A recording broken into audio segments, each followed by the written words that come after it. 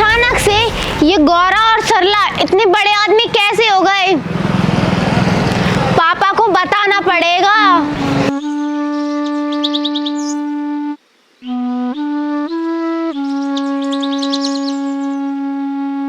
पापा पापा, आपसे मुझे कुछ बात करनी है।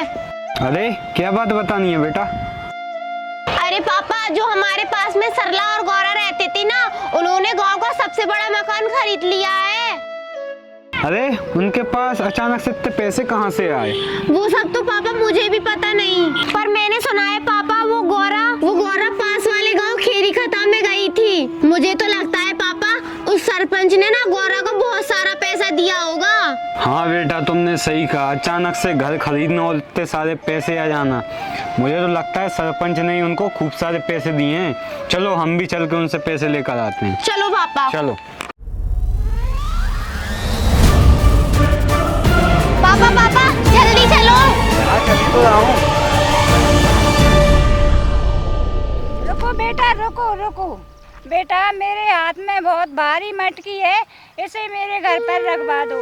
अरे तुम क्या हमसे पूछकर बुड्ढी हुई हो क्या, जिससे हम तुम्हारे काम करते फिरे? अरे बेटा संध्या, तुम भी कहीं इस बुड्ढी के चक्कर में पड़ी हो? पास में ही सरपंच का घर है, बस हम पहुंच नहीं पा रहे हैं। चलो यहाँ से चलते हैं।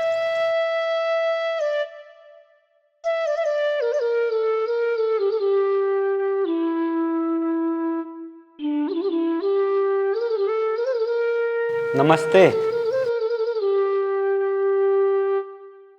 बताइए भाई साहब, कैसे आना हुआ? कुछ नहीं, सरपंच साहब से मिलने आए थे, वो तो यहाँ दिख ही नहीं रहे। अरे वो पिछले 1 महीने से व्यापार के काम से बाहर गए हुए हैं। मैं ये पूछने आया हूँ कि सरला की बेटी गौरा आई थी कि आपके यहाँ कुछ पैसे मांगने। आपने उसे बहुत सारे पैसे दिए होंगे। नहीं नहीं नहीं, मैंने उसे कोई पैसे नहीं दिए। उसे पैसे देकर मुझे गरीब बेकारन बनना है क्या? अच्छा, हम सरपंच साहब से मिलने आए थे, अब हम चलते हैं। चलें बेटा?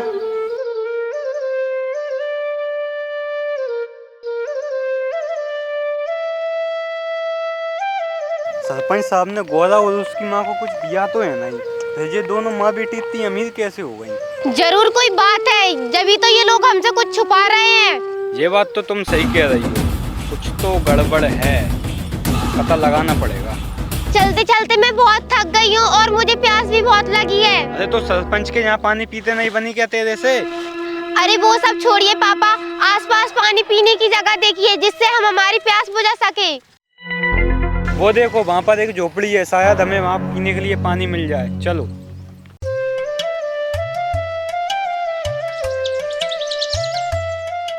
घर में कोई है क्या?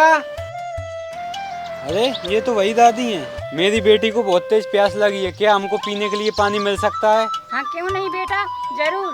तुम दोनों यहीं बैठो, मैं पानी लेकर आती हूँ।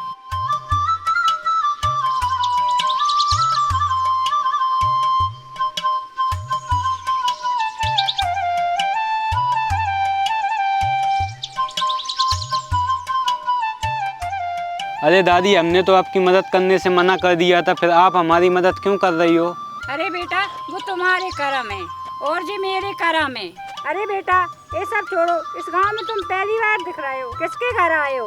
अरे वो इस गांव के धनी सरपंच है ना, हम उनके घर पे आए हैं। बेटा कुछ दिन पहले उसी धनी सरपंच के पास एक बहुत ही प्यारी बच्ची आई थी। वो बहुत नेक बच्ची थी, उसने मेरी मदद की, मेरी मटकी मेरे घर तक पहुंचाई। अरे पापा पापा, ये वही गौरा की बात कर रही है, वो मेरी दोस्त है। जब से वो सरपंच के घर से गई है ना, उसके पास इतना सारा पैसा पता नहीं कहाँ से आ गया। बेटा उनके पास जितने पैसे आए वो सब उसके अच्छे कर्म और अच्छी नीयत की वजह से मिले। वो बहुत ही प्यारी बच्ची है, लाखों में एक। जब से दादी हम आए, जब से आप उसी की तारीफ करे जा रहे हो, ऐसा आपने उसमें क्या देख लिया? और मुझे एक बात समझ में नहीं आ रही, कोई इंसान अपने कर्म और अच्छी नीयत की वजह से धनवान कैसे बन सकता है? बेटा जो जहाँ पर मटके रखे हैं, ये कोई साधारण मटके नहीं है, ये जादुई मटके हैं। ये इंसान को उनके कर्मों का फल देने वाले मटके हैं। हाँ दादी, मैं समझ गया, ये इंसान को उनके कर्मों के अनुसार फल देने वाले मटके हैं। हाँ बेटा सही बोले। अरे दादी, आपको ऐतराज ना हो तो मैं आपसे एक बात बोलूं? हाँ बेटा बोलो। क्या इनमें से एक मटका मैं भी ले सकती हूँ? दादी, हम भी अपना भाग्य आजमाना चाहते हैं इन मटकों से। हाँ बेटा क्यों नहीं, इसमें से तुम एक मटका ले सकते हो। अरे नहीं नहीं दादी, हमको ये वाला नहीं, हमको ये बड़ा वाला मटका चाहिए। हाँ पापा, ज्यादा पैसे मिलेंगे। हाँ। अच्छा दादी, अब हम चलते हैं। अब तो हम हमारे गांव के सबसे धनवान आदमी बन जाएंगे। हाँ पापा।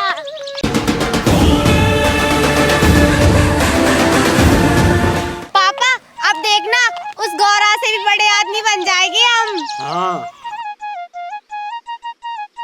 उस गोरा की बच्ची को अब हम बताएंगे। हाँ।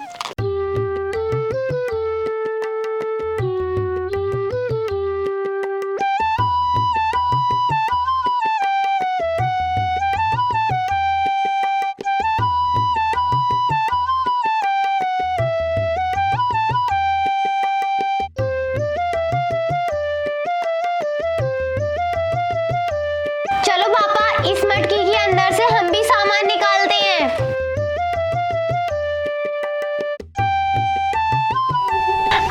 पापा मक्खियाँ!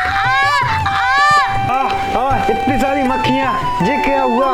अरे पापा, ये क्या, इस मटकी में से सोने चांदी की जगह ये कीड़े मकोड़े निकल रहे हैं। अरे बेटा, सही तो है, हम लोगों ने लालच किया, ये उसी का फल है। बेचारी गोरा तुमसे मदद मांगने आई थी, मैंने मना कर दिया। उसकी मदद करने के लिए हमारे पास इतना सब कुछ है, फिर भी हम किसी के साथ बुरा करके अच्छे फल का सपना कैसे देख सकते हैं?